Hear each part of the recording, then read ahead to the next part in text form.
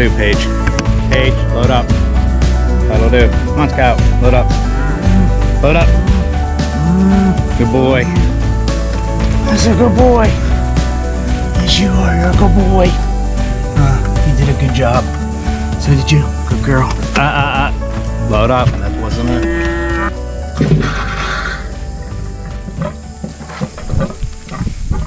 Hi guys. Russ here from Wilson Land and Cattle Company. We're grazing cover crops today. And probably for the next 10 or so days we'll be still in this cover crop field. It's 5.5 acres. We have some of it grazed off already, and we'll show you that here in a second. We have approximately 8 acres of annuals this year that we're grazing, and one of them we have was the cornfield, and we have already posted that video. If you have not seen the corn video, I'll put a link up in the top of the video here. You can go and check that out. This here was our cornfield, and we have it back. You can see the cover crop growing back in there already. On this 8 acres, we're going to have approximately 40 grazing days. It's I guess it's 8.5 acres, where the cows will be in here for 40 days. It's more, well, the corn, we got 443 grazing days on it, and this one here, I'm guessing we're going to get pretty close to 400. I don't know, we'll see. We pulled the cows out of here for a couple days. We had some rain, and the problem that I've had with annuals is you don't have the root structure in the ground to keep them from making a muddy mess. So I just pull them out, put them in a permanent grass field where I know they can be and not screw anything up. And then we move them back in here. And as soon as we get this here grazed off, we're gonna put cover crops in like we have up there in the cornfield. This is predominantly sorghum sudan grass, forage sorghum, sudan grass, and sunflowers, along with Japanese millet. And the first 6 rows here is what our sweet corn field was. And we're going to run out of that here pretty soon. Here's the sunflowers. And whenever we planted this, we had sunflowers are in seed. Those are Predovic sunflowers. You can see this here's coming into seed. Whenever we originally established this, we had more than 15 different species, and basically the sorghum sudan grass choked out all the subspecies like the buckwheat, hairy vetch, what else was in here? Cowpeas, winter peas.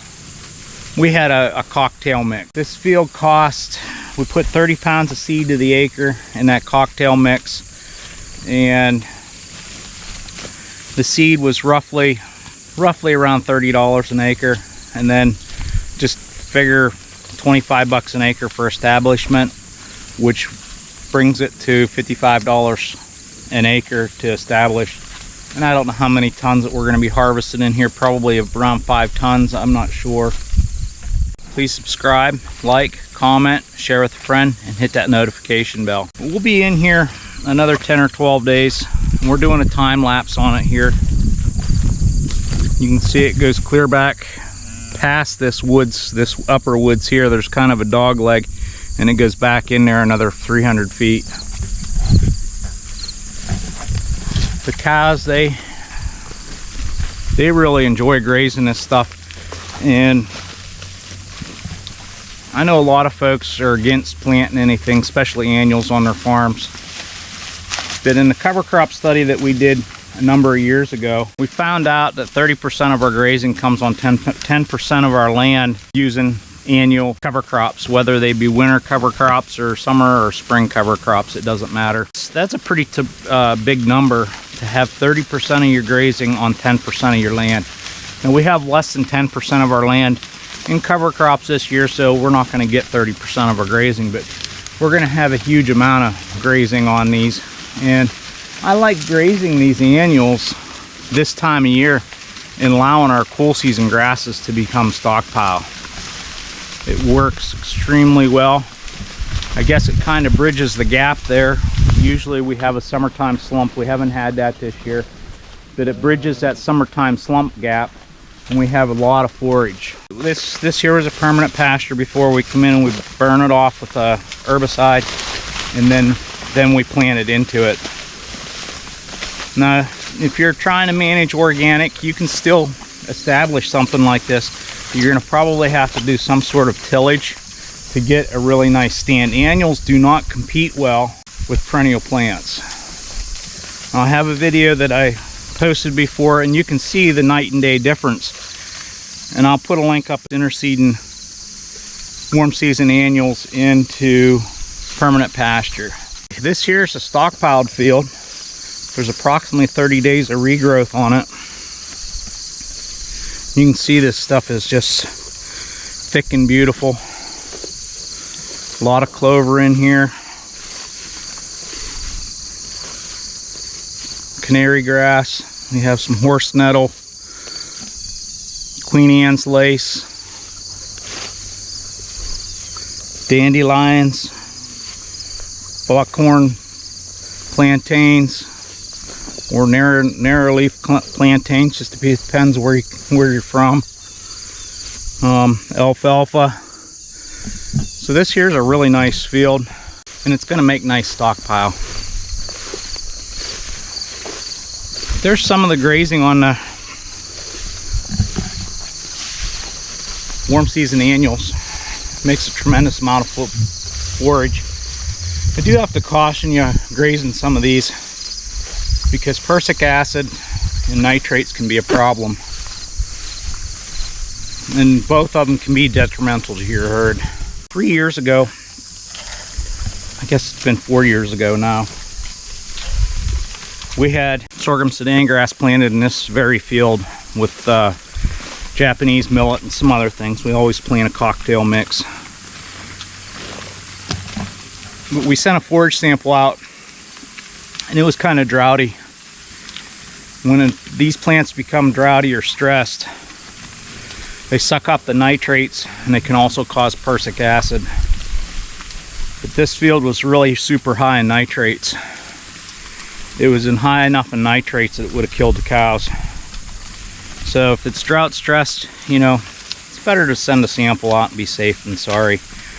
Now the prussic acid, I was going to bring the prussic acid. That's different. It's really hard to send a sample out because the prussic acid is cyanic acid, which the cyanic acid actually evaporates and becomes a gas. So whenever you ship those samples out, it evaporates. A lot of times it will evaporate out of that sample before it gets to the lab. So they have some test paper, cyanic test paper, that you can use on the farm, and you can have immediate results. It doesn't tell you how much cyanide's in it. It just tells you if the cyanic acid is present in the crop. You know, if that's a problem. Now I did not test this. It's in late maturity, and most generally the nitrates drop a little bit in late maturity, and usually prussic acid comes from frost. That's where the prussic acid's the highest, because it's all released out of that grass all at one time. But it also can be whenever you're forage chopping it, baling it. There's been farmers that have been killed by putting sorghum in their silos.